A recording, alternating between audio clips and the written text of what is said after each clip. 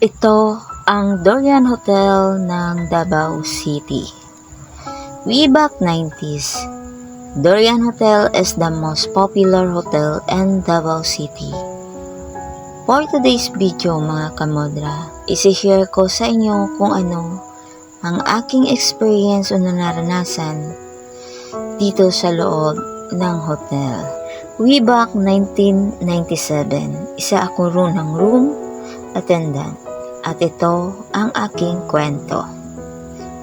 Minsan masasabi ko na parang guni-guni o katahang isip lamang, pero ito ay aking naranasan o na-experience. Some say that the hotel is haunted, but useless hurt evidence is presented.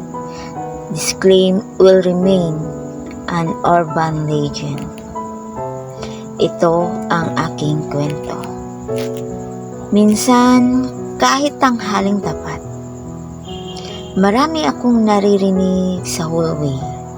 At minsan may nakita pa akong naglalakad na bigla na lang mawala. Minsan marinig ko na lang na pabagsak ang pinto.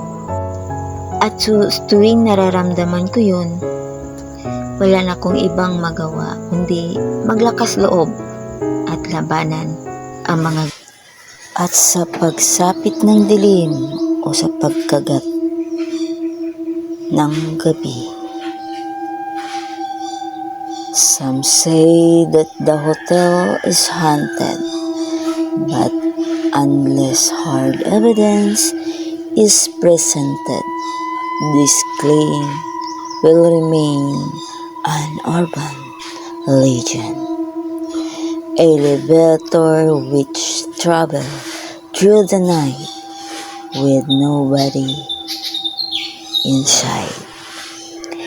Minsan may marinig kang iyak, tawa, at halughog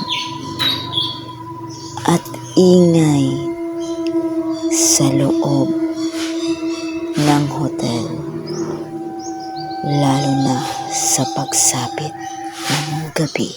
Until 2001, ang Dorian Hotel ay nagsara dahil sa Asian economic crisis and low occupancy rate.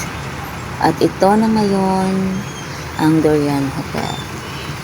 2024, updated, the hotel is renovation for under construction.